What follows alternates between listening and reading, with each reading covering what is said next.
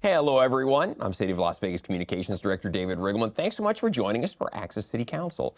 It's a year of major projects, grand openings, and exciting milestones for Ward 3. Joining us with more is, of course, our Ward 3 City Councilwoman, Olivia Diaz. Welcome back to the program. How are you? I'm doing very well. I hope everyone's 24 is off to an amazing start. It's hard to believe we are this far into the year all of a sudden. It's crazy. We're already at the end of February, and Exactly. here we were saying Happy New Year, Right. Merry Christmas. Exactly. We can still say Happy Lunar New Year. Yes, So we're still doing Happy that. Lunar New Year. That's always good stuff. You're born and raised in Ward 3. You know it very well. Yes, sir. For those of you out there not exactly sure where we're talking about, we're going to show you on the map here. Ward 3 is basically the east side of the city of Las Vegas, but now you also include some of the downtown, and you've got a little finger that extends actually west of the I-15 there now. Yes. So Area 15 Yeah. and everything in its adjacency, from Sahara to about Desert Inn, Decatur to about the 15 is me now too. yeah, you also have some of the coolest things in the city in your ward. I do have some treasures, yes. You do. And speaking of which, joining Councilwoman Diaz and myself today is a very special guest. He's the CEO of a unique place right here in town. It's a museum that highlights a music genre that plays by its own rules. Of course, we're talking about punk rock. We're excited to welcome to the show Mike Burkett, otherwise known as Fat Mike. I don't understand why they call you that, sir. You look good. He's the CEO of the Punk Rock Museum. And this is exciting. Councilwoman, we've got Mob Museum, we've got Neon Museum here in town, we've got the Children's Discovery Museum. People are figuring out we also have one of the coolest new museums, not quite a year old. Definitely invite everyone to come and visit the Punk Rock Museum if you haven't been. It is just amazing. Every time I go through it, I am just mesmerized by the photographs, the everything from the paraphernalia to the instruments to just Fat Mike. Tell us, what are they missing out by not I going? gave you the tour. You did. Yes, I got VIP treatment. Nice, Can't complain. nice. What we have that's really special, first of all, is we have a jam room where not all our instruments are behind glass. You can play Joan Jett's guitar, the guitar she used to play. Wow. You can play my bass. You can play Pat Smear from the Foo Fighters guitar when he was in Nirvana. So anyone who knows how to play can come in and play, and that's really cool. That's really cool. I mean, no museum has Extra that. special. Exactly. No other museum And this will let Sunday- you touch their thing, let alone Exactly. play. Pick it up and play it. Well, and people say, well, what if something gets broken? We say, well, then we fix it. What are you talking about? Just like when you're on tour, you fix things. Yeah. But this Sunday was so cool.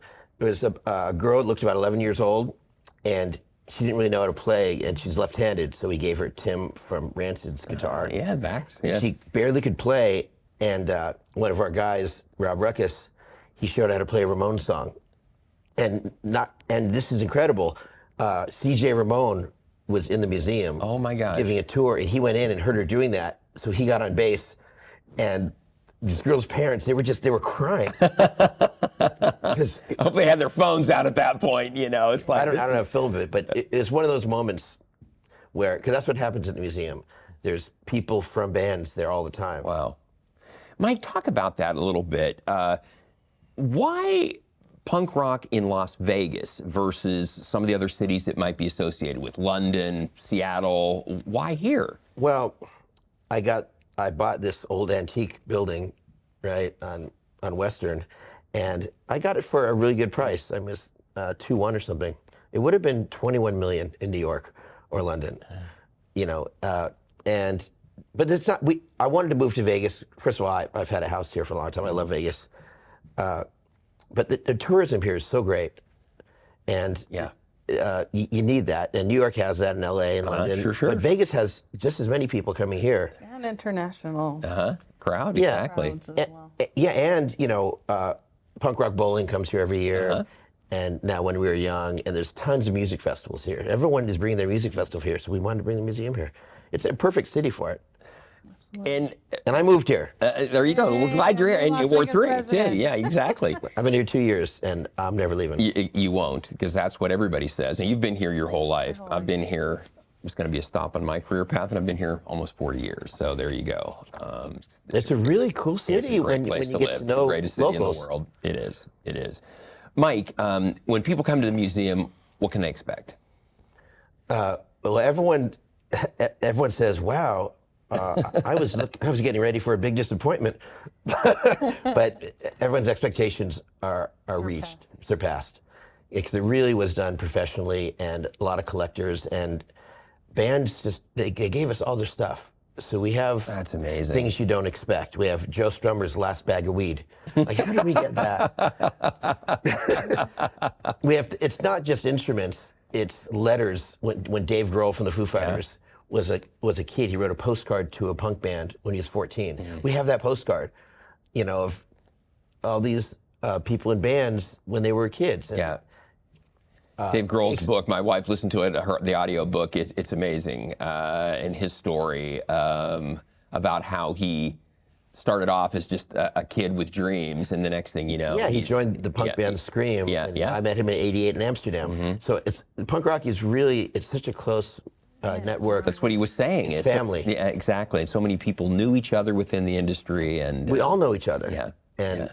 And what you should expect if you ever listen to punk rock is to get teary-eyed, because it reminds you of a certain time period of your life. And people are crying everywhere. Crybabies.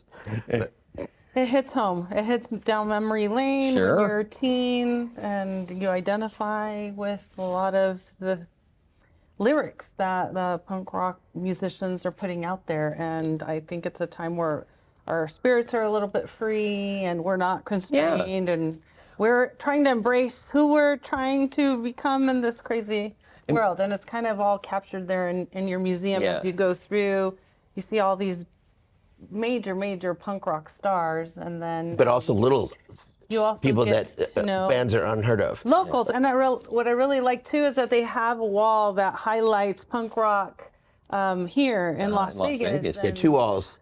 And some memorials of some friends who we've lost, but we pay a lot of respect to Vegas. And also a rotating photography exhibit. A couple of them. There's different ones. One focusing on punk rock movement in East LA, and then there's other things that they're bringing in that gives you a glimpse of punk rock scenes of yesteryear. That if you don't come in, you won't be able to really enjoy. Yeah, it's not like other museums.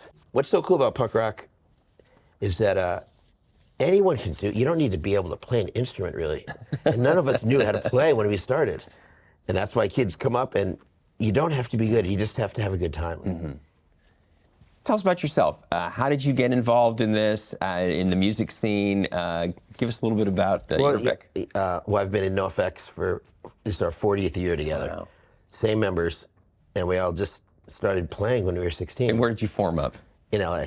Yeah. We all met at a club in Hollywood. We lived an hour from each other, but we just started playing, and within 2 years we were touring the U.S. Wow. Before we even had a record out. In '86, we toured the country playing people's garages and backyards. Wow. Because those were the funnest shows. Someone would buy a keg, and even here in Vegas, when we weren't as developed, we used to play the desert. That they would go out in the desert, just barren desert. We'd play on Low C Road. You drive 5 miles out. Yeah. I used to live off to Craig Road, and we, not too far from Low C back in the day, way up there in the north. So yeah, Danny Breeden used to do our shows here, and so we'd stay in Vegas a lot. So I always felt at home here. Mike, what else is at the museum? It's more than just the tour guides. Yeah. Is what people really freak out on. We have punk rock stars come in, and they give tours. Wow. You also have a chapel in there. You also have a tattoo shop in there. You also have a bar in there. Of course, there's a bar. There's lots of other amenities. We have restrooms. All right. I hope the restrooms are in there with the bar. Yeah. Yeah, that's next to the bar. And your anniversary's coming up 1 year in April, right? Yeah, and this is the coolest thing ever. We're getting a punk rock proc. Why don't you?